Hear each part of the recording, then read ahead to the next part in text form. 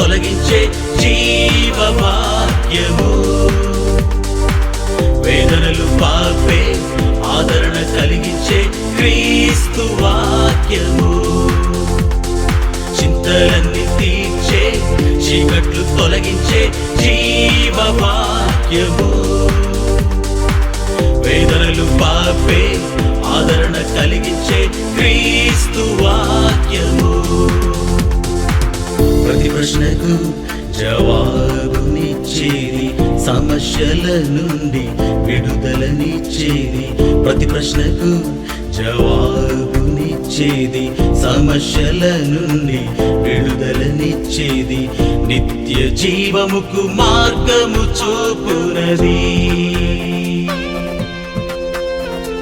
జీవవాక్యము, క్రీస్తు జీవవాక్యము, జీవవాక్యము, క్రీస్తు జీవవాక్యము, జీవవాక్యము, క్రీస్తు జీవవాక్యము, జీవవాక్యము, క్రీస్తు జీవవాక్యము.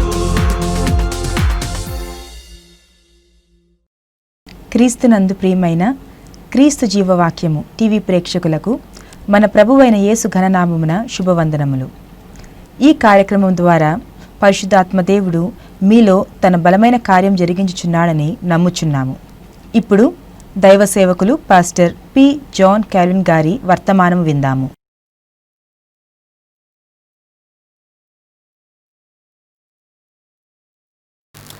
ఏం జరుగుతూ ఉంది పరలోకంలో? వారు సైన్యములకు అధిపతి యెహోవా పరిశుద్ధుడు పరిశుద్ధుడు పరిశుద్ధుడు, సర్వలోకము ఆయన మహిమతో నిండి ఉన్నది అని గొప్ప స్వరముతో గాన ప్రతిగానములు చేయుచుండిరి. యెషయా గమనించింది ఏంటంటే, heaven is a place of worship. హెవెన్లో ఏం జరుగుతూ ఉంటుంది? ఎప్పుడు వర్షిప్ జరుగుతూ ఉంటుంది. హెవెన్లో సెంట్రల్ ఆబ్జెక్ట్ ఎవరు? ముఖ్యమైన కేంద్రం ఎవరు? God is the central object of praise. So హెవెన్లో ఎప్పుడు ఏం జరుగుతుంటుంది? వర్షిప్ వర్షిప్ వర్షిప్, ఆరాధన, స్తుతి, ఆరాధన. ఇలాంటి హెవెన్లీ విజన్స్ మనం చూసినట్లయితే యోహాను కూడా పొందుకున్నాడు. ప్రకటన గ్రంథం ఒకసారి చూద్దాం. ప్రకటన గ్రంథము 1వ అధ్యాయంలో మనుష్య కుమారుని గురించిన ఆ దర్శనాన్ని ఆయన పొందడం మనం చూస్తాం. అక్కడ యేసుక్రీస్తు ప్రభువుని వివరించడం కూడా మనం చూస్తాం కదా. ప్రకటన గ్రంథం 1వ అధ్యాయం 13వ వచనం, 7 సువర్ణ దీపస్తంభములు, ఆ దీపస్తంభముల మధ్య మనుష్య కుమారుని పోలిన ఒకరిని చూచితిని. ఆయన తన పాదముల బట్టుకు దిగుచున్న వస్త్రము ధరించుకొని రోమనకు బంగారు పట్టి కట్టుకున్నాడు.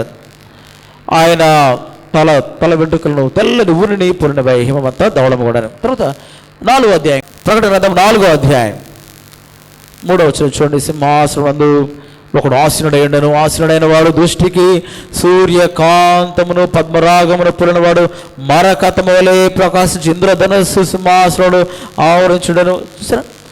Again John got the vision of the most high God అనే మాటలు మనం చూసినాం. ప్రియులారా, దేవుని గురించిన దర్శనం యోహాను పొందుకున్నాడు ప్రకటన గ్రంథంలో.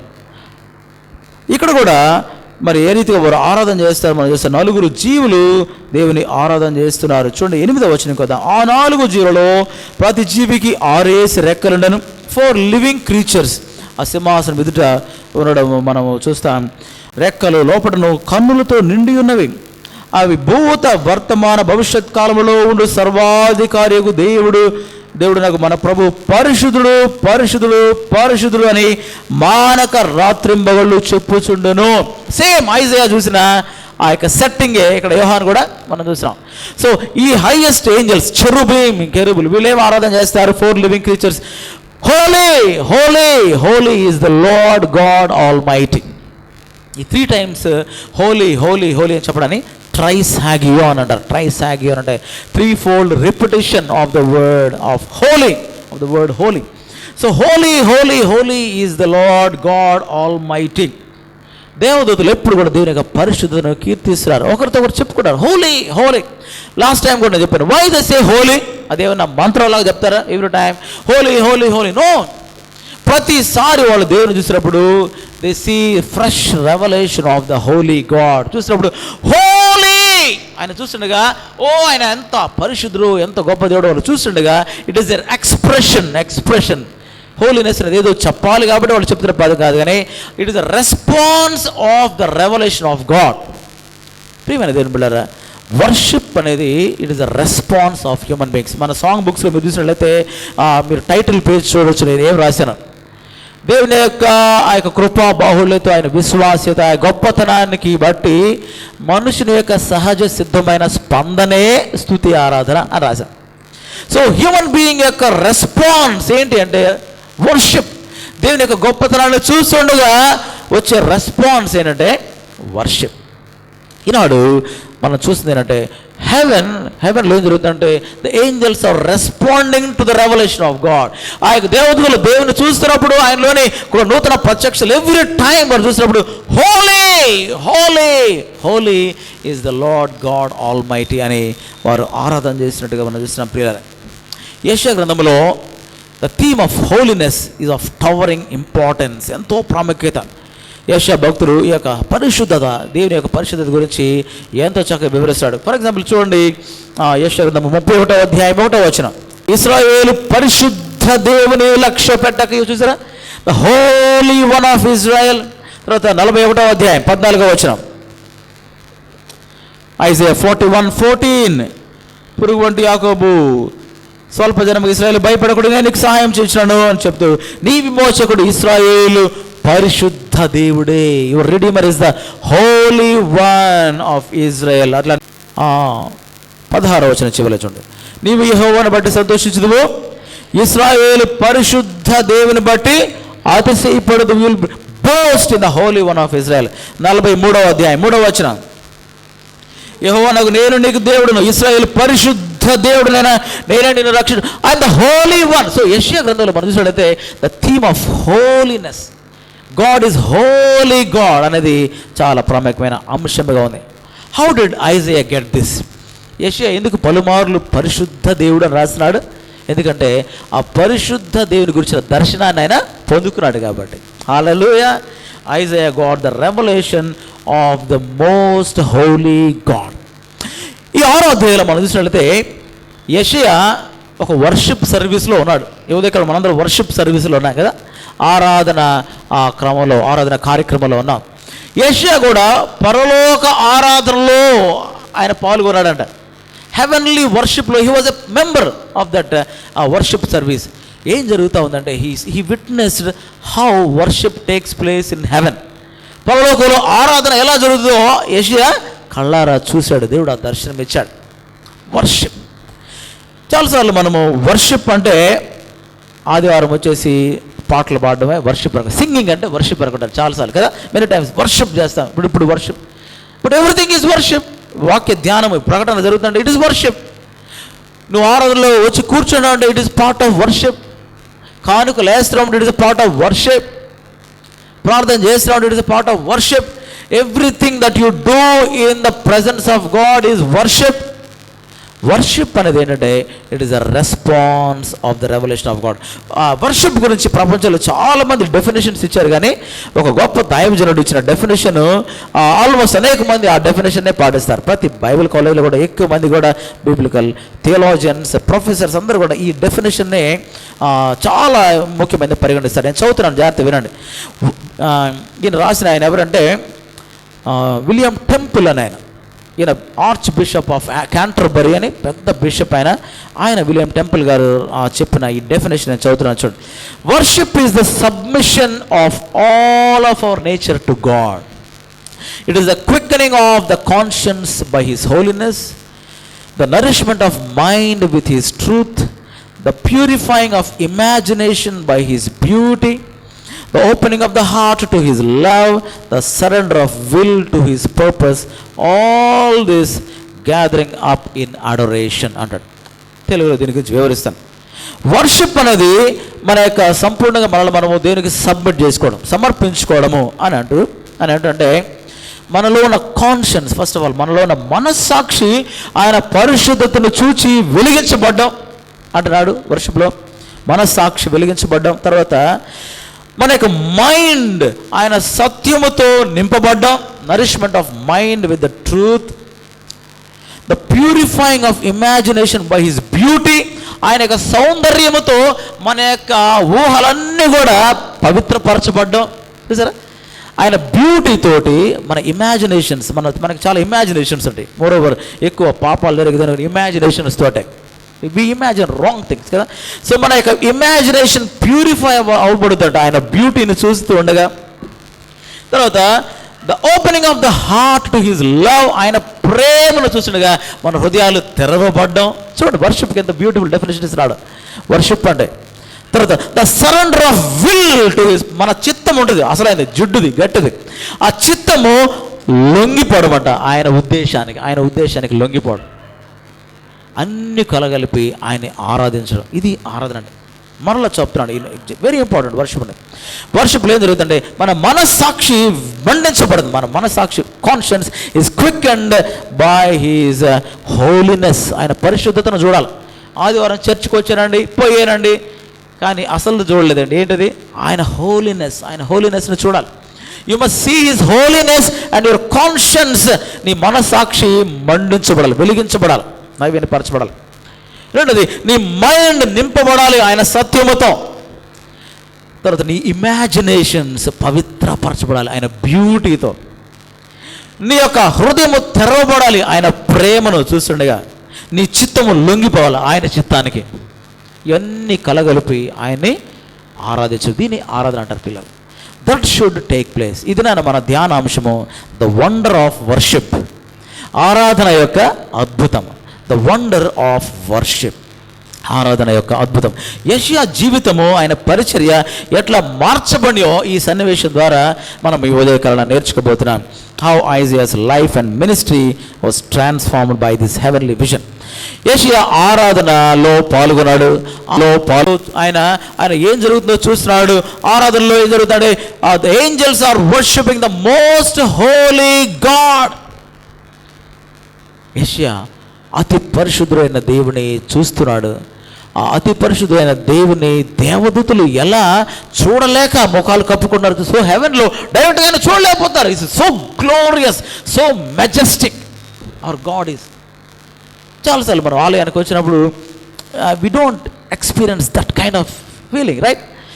వర్షిప్లోకి రాగానే వి మస్ట్ సీ గాడ్. దేవుని చూడాలి, ఆయన సౌందర్యాన్ని, ఆయన ప్రేమను, ఆయన పరిశుద్ధతను. చూడండి, పాటలు పాడుతుండగా, పాటల ద్వారా వాక్యము విత్తబడుతుండగా, వాక్యం ద్వారా, అలానే ఆరాధనలో జరిగే ప్రతి అంశం ద్వారా కూడా ఏం చేయాలంటే యూ మస్ట్ సీ గాడ్. దేవుని చూడకుండా నువ్వు కనుక బయటకు వెళ్ళిపోయావు అంటే it is just waste of time. వచ్చానంటే పాటలు పాడడం, ఆఫరింగ్ వేసి వెళ్ళిపోయాను. You must see that most holy God. అన్ని జనులకు లేదు ఆ భాగ్యం. ఎందుకంటే they are not redeemed by the blood of Jesus. నీకు నాకు మాత్రమే అతి పరిశుద్ధ స్థలంలో అడుగుపెట్టే భాగ్యం ఇవ్వబడింది. యేసుక్రీస్తు ప్రభువారు మరణించగానే ఆ దినాన దేవాలయపు తెర రెండుగా చినిగిపోయిందంట. So what happened? We have access into the most holy presence of God. ఎవరికి లేని భాగ్యం. సో వీ కమ్, ఎక్కడికి వచ్చాం? దేవుని అతి పరిశుద్ధ స్థలానికి వచ్చి ఆ అతి పరిశుద్ధులైన దేవుని మనము చూడాలి. We must see that Lord. Heavenly విజన్ని పొందుకున్నాడు యెషయా ఆ దినాన్ని. చూడండి, ఇంకా 4వ వచనం. వారి కంఠస్వరము వలన గడప కమ్ములు పునాదులు కదులుచు మందిరము ధూమము చేత నిండగా. సో ఎవ్రీథింగ్ షేక్ అయిపోతుంది. దేవుడు అయితే అన్షేకబుల్గా కూర్చున్నాడు ఆయన సింహాసనం మీద కదా. ఆ ఏంజల్స్ ఎంత పవర్ఫుల్ వాయిస్, షేక్ అయిపోతా ఉంది అంతా కూడా. Heaven most awesome atmosphere. Worship అనేది it's not an ordinary experience కదా. వర్షిప్లో అంటే it's a terrible experience, glorious experience, majestic experience. Worship అనేది జ్ఞాపకం చేసుకోవాలి, రైట్? యెషయా ఎప్పుడైతే ఆ వర్షిప్లో పాల్గొన్నాడో 3 జరుగుతున్నాయి. నేను ఈ ఉదయకాలం వాటిని జ్ఞాపకం చేస్తాను. మొట్టమొదటిది, హి was convicted of his sin. ఆయన పాపము గురించి ఆయన ఒప్పింపబడ్డాడు ఆరాధనలో. ఎవరు ఆయన చెప్పరా, ఏ యెషయా నువ్వు పాపివి, నువ్వు ఎందుకు ఇక్కడ వచ్చావు? నో. ఆ అతి పరిశుద్ధుడైన దేవుని ఆరాధన జరుగుతూ ఉండగా ఆ హోలీనెస్లో ఏం జరిగిందంటే నేను పాపిని అనే విషయాన్ని యెషయా ఒప్పుకున్నాడు. చూడండి 5వ వచనం. నేను అయ్యో, నేను అపవిత్రమైన పెదవులు గలవాడును, అపవిత్రమైన పెదవులు గల జనుల మధ్యను నివసించువాడును, నేను నశించి తిని రాజును సైన్యములకు అధిపతిగా యెహోవాను నేను కనులారా చూచితిని అనుకొంటిని. రైట్. ప్రియమైన దేవుని బిడ్డలారా, దేవుడు ఎంత పరిశుద్ధుడు అంటే ఆ హోలీనెస్లో పాపము అక్కడ నిలబడలేదు. మోషే అన్నాడు 90వ కీర్తన 8వ వచనం చూడండి అందరూ. Psalm 90:8. మా దోషములు నీవు నీ ఎదుట ఉంచుకునేవాడిని, నీ ముఖ కాంతిలో మా రహస్య పాపములు కనబడుచున్నవి. అయ్యా, నీ ముఖ కాంతిలో మా రహస్య పాపాలు. ఈ ఉదయకాలన సహోదరుడా సహోదరి, as you are worshipping there is wonder. ఆరాధనలో అద్భుతం ఉంది. ఏంటో తెలుసా, నువ్వు ఆరాధన చేస్తుండగా, అతి పరిశుద్ధుడైన దేవుని ఆరాధన చేస్తుండగా నీలో ఉన్న రహస్య పాపాలు బట్ట బయలవుతాయి. Nobody may know those things. నీ భర్తకు తెలియపోవచ్చు, భార్యకు తెలియపోవచ్చు, క్లోజ్ ఫ్రెండ్స్కి తెలియపోవచ్చు, ఈవెన్ నీకు కూడా తెలియపోవచ్చు. అలాంటి చెడ్డ తలంపులు, ఇంప్యూర్ ఇమాజినేషన్స్, ఇంప్యూర్ థాట్స్ అవన్నీ నువ్వు కలిగి ఉన్న సంగతి నీకే తెలియపోవచ్చు. But God will reveal those things as you worship the most holy God.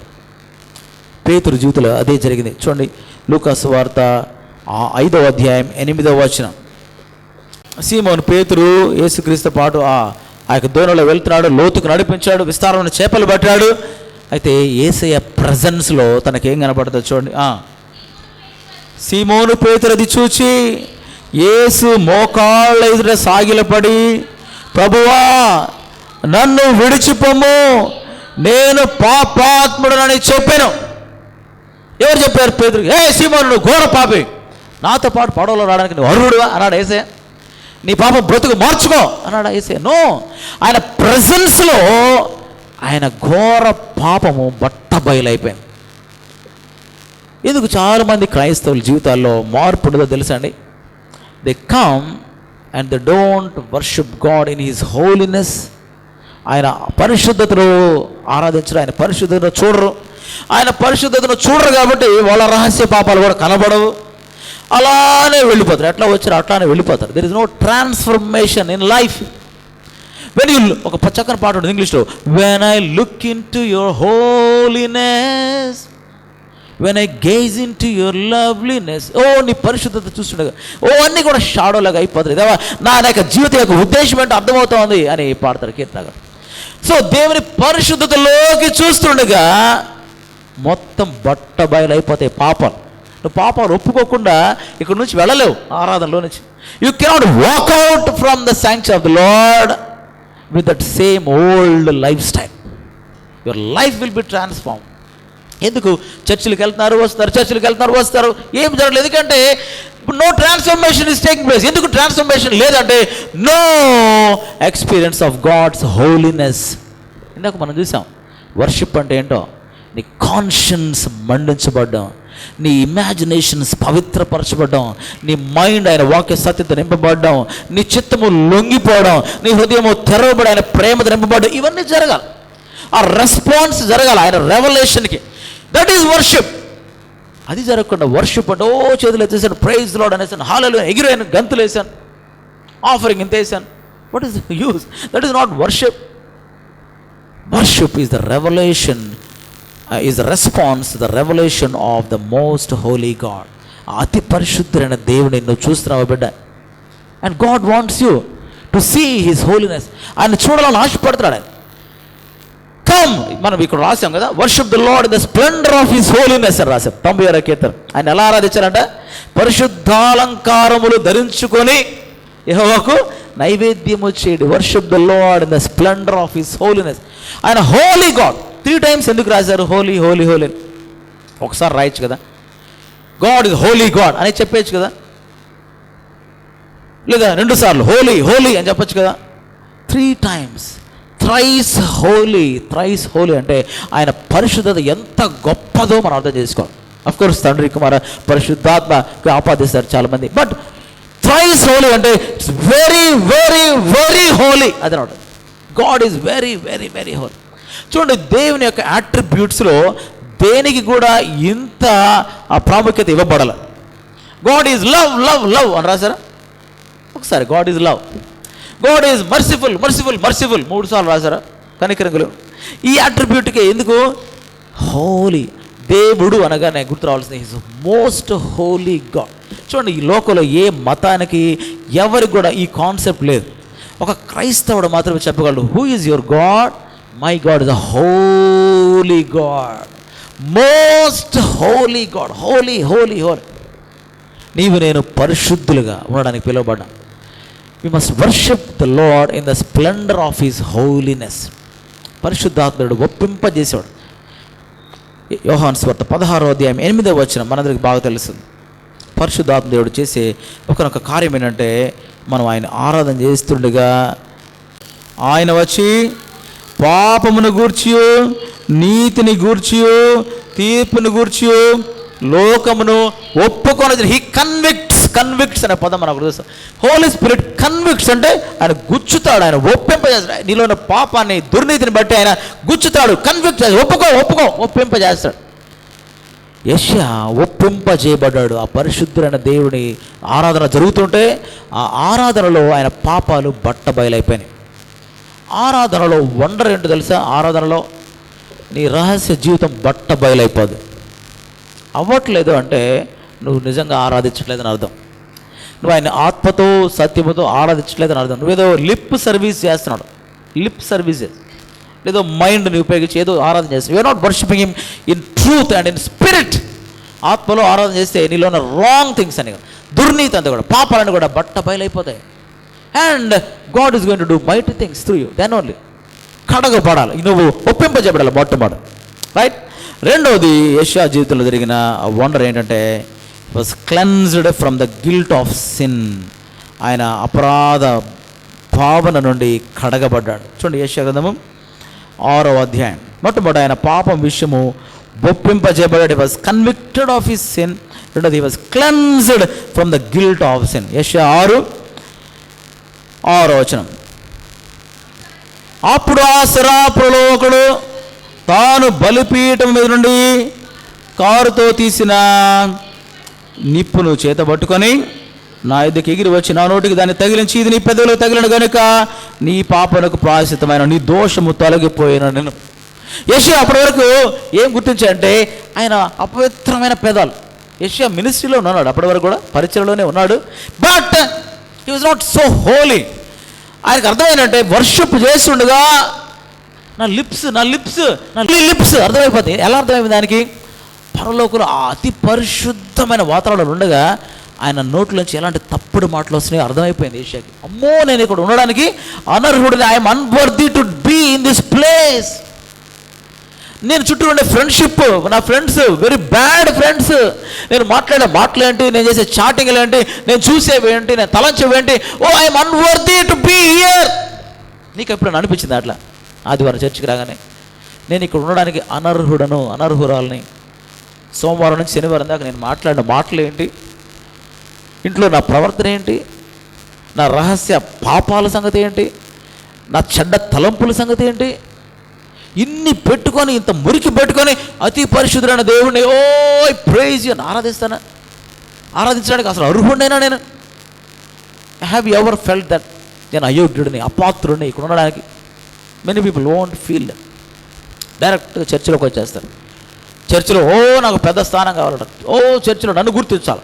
దేవుడు గుర్తించడం కాదు, నన్ను గుర్తించాలి. నా డ్రెస్సును చూడాలి, నా స్పెషాలిటీ చూడాలి, నా పాటను చూడాలి, నా మ్యూజిక్ చూడాలి. People they don't worship the Lord in truth and in spirit.